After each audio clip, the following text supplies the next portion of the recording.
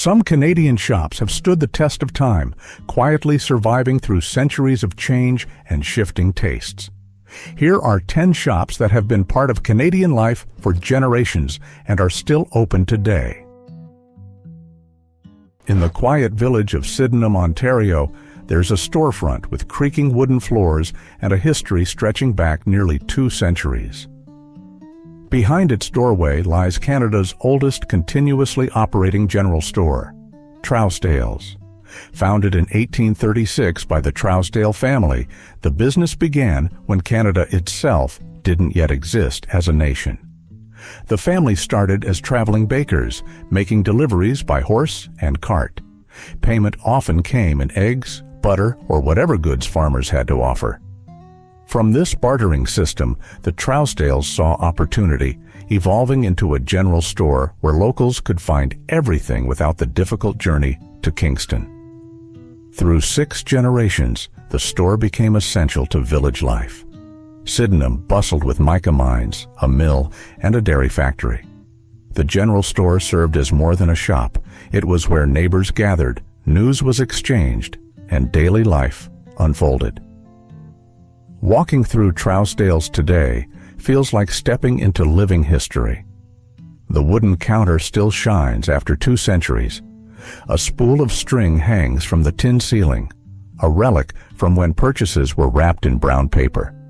The floors creak just right, carrying the weight of countless memories. What makes the store remarkable is its balance of change and continuity. Alongside traditional hardware, you'll find modern gifts, local crafts, and a specialty coffee bar.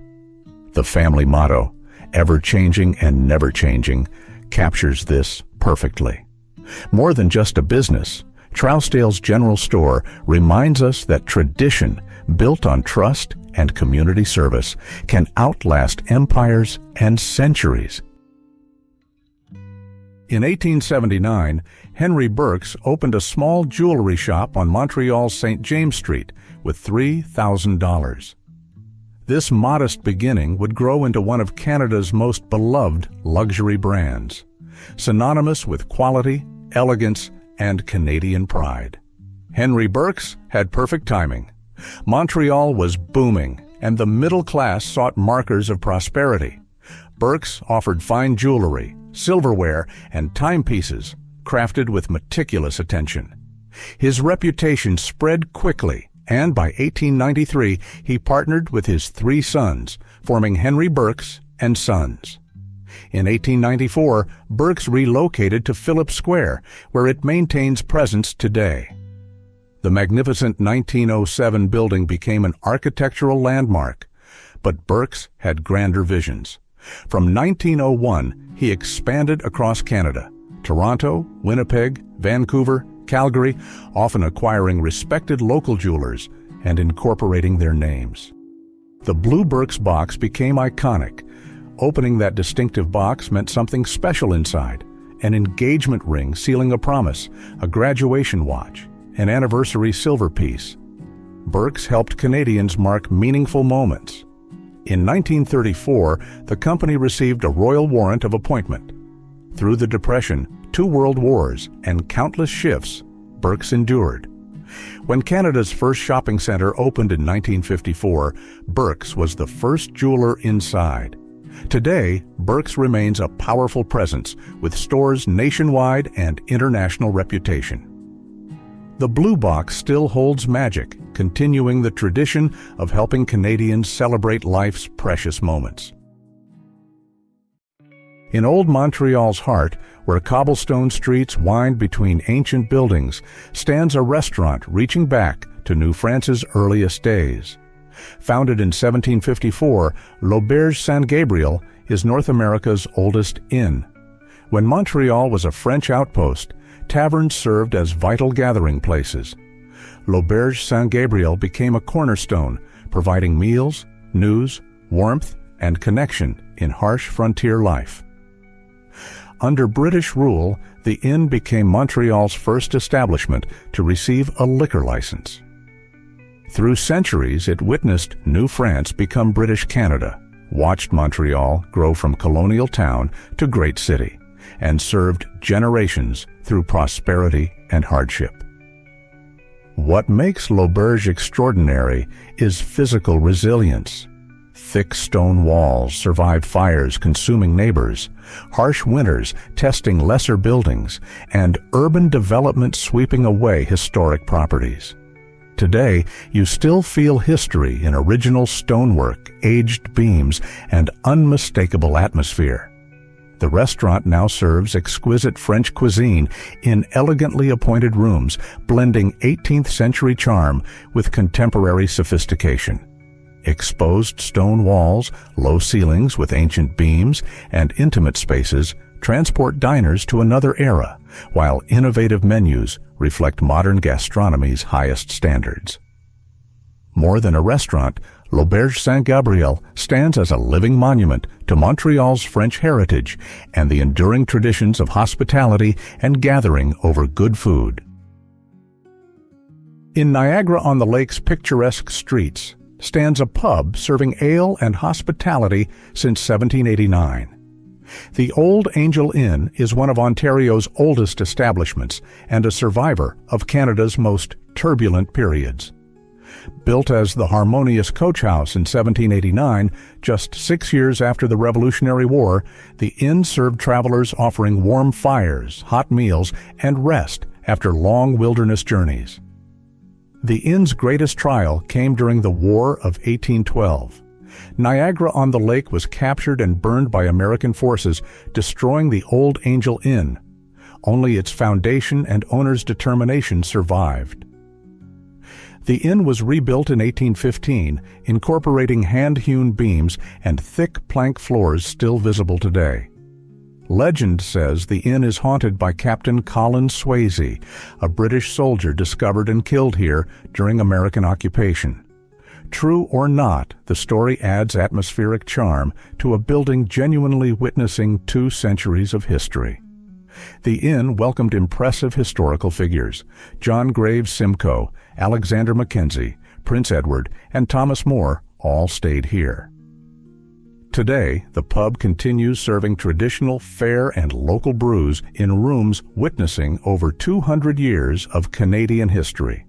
Exposed beams, uneven floors, and cozy atmosphere create authenticity no modern establishment could replicate.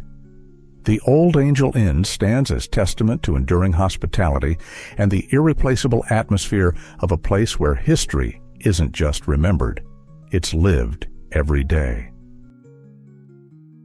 On Prince Edward Island's windswept shores, where red cliffs meet the Gulf of St. Lawrence, stands a family-run hotel welcoming guests for over 160 years. Established in 1860 on land settled in 1793, Shaw's Hotel represents one of Canada's longest continuous family operations. Great-grandfather Shaw transformed the family's pioneer farm into seaside lodging, where visitors could escape city bustle and enjoy coastal living. Guests arrived by horse and carriage, staying for weeks to enjoy sea air, local seafood, and warm island hospitality. Through 4 generations, the Shaw family maintained this welcome tradition. The hotel evolved from farmhouse operation to charming destination, but essential character remained unchanged. Guests still gather for home-cooked meals with local ingredients, walk the same beaches, and experience island life's pace. The hotel survived challenges claiming similar establishments: the Depression, wartime disruptions, changing vacation patterns, and larger resort competition. What keeps Shaw's thriving is the family's commitment to authentic hospitality and deep community connection. Today, visitors experience something increasingly rare: a family business where servers care deeply because their name and heritage are on the line. The current Shaw generation continues their ancestors' work, ensuring this island history piece remains welcoming for generations to come. In the small town of Forest, Ontario, stands a jewelry store that has witnessed nearly 150 years of Canadian history. Established in 1873 by George M. van Valkenburg, this family business represents one of the oldest continuously operating jewelers in the country. George van Valkenburg opened the first recorded jewelry and watchmaking store in Forest when the town was still finding its feet. In those days, a watchmaker provided an essential service. Timepieces needed constant maintenance, and owning a reliable watch was a mark of success and responsibility. The business passed to George's son Glenn in 1921. Glenn brought new expertise, becoming certified in optics and sight testing, the only person with such qualifications in 3 surrounding townships. He offered eye testing for free, with glasses ranging from 25 cents to $6. This commitment to service built deep community trust. Through generations, the Van Valkenburgs became woven into Forest's daily life. There's even a charming story about the town's timekeeping. The town hall caretaker set his watch each morning by the Van Valkenburg clock in the shop window, then rang the town bell to signal work schedules. When asked how Van Valkenburgs knew their clock showed correct time, they replied they checked it each day at noon, when the bell rang. For years, Forest may have operated on its own unique time zone. In 1906, the store moved to 4 King Street, where it still operates today. Through 6 generations, the Van Valkenburgs have expanded the building multiple times, doubling its size in 1962, again in 1970, and adding more space in 1975. Today, Van Valkenburg and Son Jewelers continue serving Forest and surrounding communities with the same dedication to quality and personal service that George established in 1873.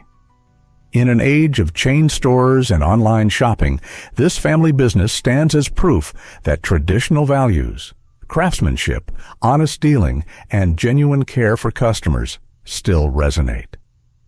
More than a jewelry store, it's a living connection to Forest's past and a reminder that some traditions are worth preserving. Before permanent shops dotted the landscape, Canada's commercial life centered on trading posts scattered across vast wilderness. These outposts were the first establishments in regions that would become thriving communities.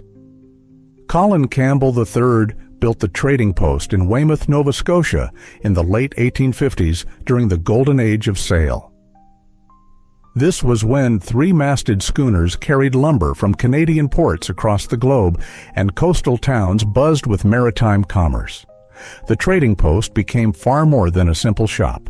It served as a bank where traders cashed checks, a social center where news was exchanged, and a supply depot stocking everything from hardware to groceries to dry goods. In isolated communities, trading posts represented connection to the wider world. By 1881, when George Douglas Campbell took over, the business had evolved into G.D. Campbell and Company, a forerunner to modern malls. Customers arrived by foot, boat, and wagon to shop, socialize, and do banking. The store operated a mercantile bank that would become one of Canada's first royal banks. In those days, goods arrived on ships at the Weymouth Wharf.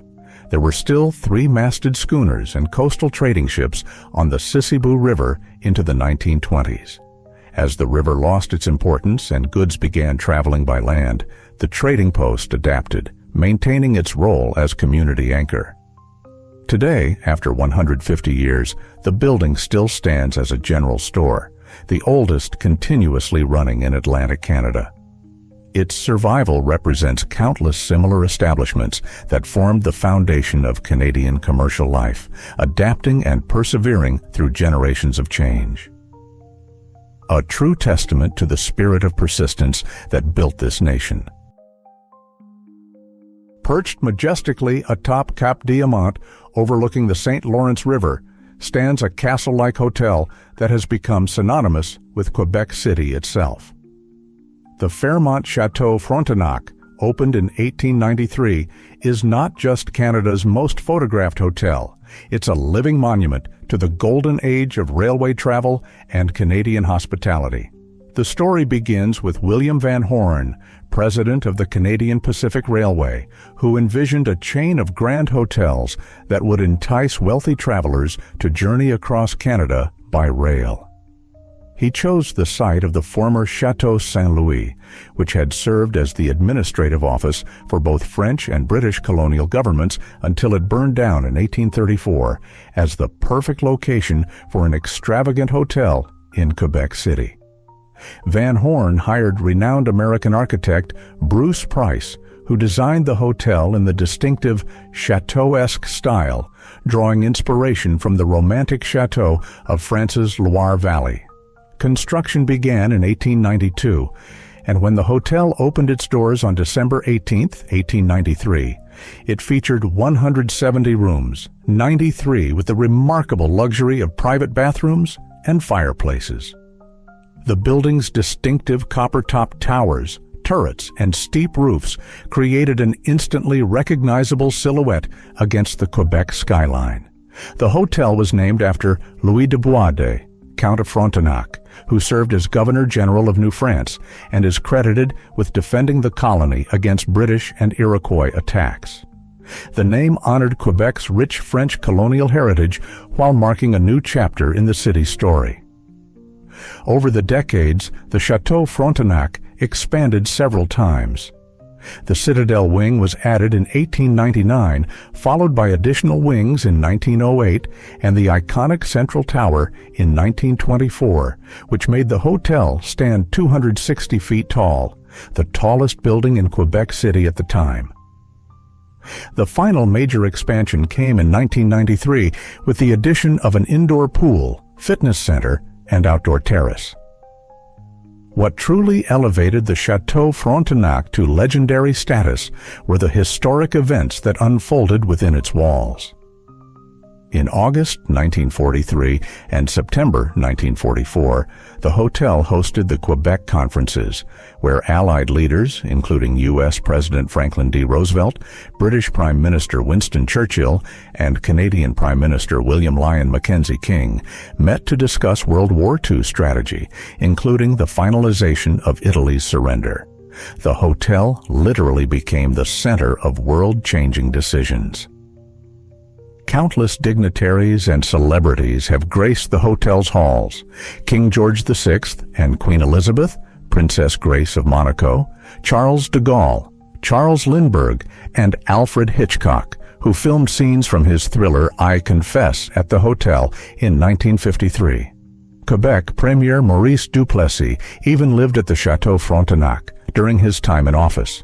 Today, with 611 elegantly appointed rooms spread across 18 floors, the Fairmont Château Frontenac continues to welcome guests from around the world. The hotel has been meticulously maintained and updated, most recently with a $75 million renovation in 2014, while preserving the historic character that makes it special. Walking through its grand halls, past stone walls and beneath wrought iron chandeliers, guests experience the same elegance that captivated travelers over a century ago. In 1981, the hotel was designated a National Historic Site of Canada, recognizing its architectural significance and its role in Canadian history. The Château Frontenac stands as more than just a hotel. It's a symbol of Quebec City, a piece of living history, and a testament to the vision of building something not just functional, but truly magnificent. On Montreal's streets, where stone buildings whisper centuries of stories, stands Canada's oldest jewelry store. Established in 1870 by Richard Hemsley, Hemsley's Jewelers has marked milestones for over 150 years. Richard Hemsley opened his shop on St. James Street when Montreal was emerging as Canada's commercial capital. With prosperity came desire for fine things, engagement rings for new beginnings, watches to measure time, jewelry to celebrate moments. Hemsley understood he was selling more than gold and gemstones. He offered symbols of love, achievement, and memory. As Montreal's heart shifted northward, Hemsley's moved too, relocating to Rue Sainte-Catherine. Generations came to associate Hemsley's with quality and trust, virtues earned through dedication to craftsmanship and honest dealing. What sets Hemsley's apart is continuity. the business has remained family-owned through 6 generations. Each steward understood they weren't just running a shop, but preserving Montreal's heritage. The commitment Richard Hemsley established in 1870 has never wavered. Today, Hemsley's operates from a beautiful showroom, blending traditional craftsmanship with modern design. Customers find not just jewelry displays, but 150 years of wisdom serving families through important moments. Staff help couples choose engagement rings that become treasured heirlooms and repair cherished items carrying memories. More than Canada's oldest jewelry store, Hemsley's represents the enduring power of craftsmanship and family businesses preserving community heritage. In 1786, an 18-year-old Englishman named John Molson arrived in Montreal with little more than ambition and a dream of brewing better beer in a new country. What began as a small operation on the banks of the St. Lawrence River would grow into Canada's oldest brewery and one of North America's most enduring brands. John Molson had inherited money from his parents, and he used it wisely. In January 1785, he acquired what had been the Thomas Lloyd Brewery just outside Montreal's fortifications. The timing was perfect. Prices for wine, rum, and port were rising, and an influx of English and Irish immigrants were particularly fond of beer. Molson temporarily closed his business to sail back to England for modern equipment and ingredients. Upon his return, he offered seeds free of charge to neighboring farmers who agreed to grow them to satisfy the brewery's need for malt. In 1786, just 6 weeks after taking the helm, Molson delivered his first brew, an ale priced at 5 cents a bottle. His beer sold well, earning praise beyond his expectations. He wrote at the time, "My beer has been universally well liked beyond my most sanguine expectations." But Molson was more than just a brewer. He quickly diversified, opening a lumber yard, issuing loans to local Montreal merchants, and eventually investing in steamboats that transported goods between Quebec and Ontario. In 1816, he forged a partnership with his 3 sons, John, Thomas, and William, ensuring the family legacy would continue. The Molsons even founded Molson Bank in 1855, which operated until 1925, when it merged with the Bank of Montreal. The brewery itself continued to evolve. In 1903, Thomas Molson's grandson, Herbert, working with brewmaster John Hyde, created Molson Export, an authentic ale brewed in classic style that remains available today. The company expanded nationwide in the 1950s, opening a Toronto brewery in 1955. In 1989, Molson merged with Carling O'Keefe, becoming Canada's largest brewery and the 5th largest in the world. Walking into a bar anywhere in Canada today, you'll likely see the familiar red Molson Canadian label, first brewed in 1959 and now one of the country's most iconic beers. The brewery has been closely associated with hockey since 1957, when Senator Heartland Molson bought the Montreal Canadiens, leading to Molson becoming a major sponsor of Hockey Night in Canada. For many Canadians, hockey and Molson beer are inseparable parts of national identity. In 2005, Molson merged with American company Coors to form Molson Coors Brewing Company, creating one of the world's largest brewing operations. Yet, despite the corporate evolution, the original Montreal brewery site continues to produce beer, still standing on the spot where John Molson first brewed his ale nearly 240 years ago. 7 generations later, the Molson family legacy endures, with descendants still involved in company affairs as members of the corporate board of directors. More than just Canada's oldest brewery, Molson represents the entrepreneurial spirit that helped build the nation, proving that with quality, vision, and adaptability, a business can outlast centuries. If you enjoyed discovering Canada's oldest shops, make sure to like and subscribe for more fascinating stories about our nation's history.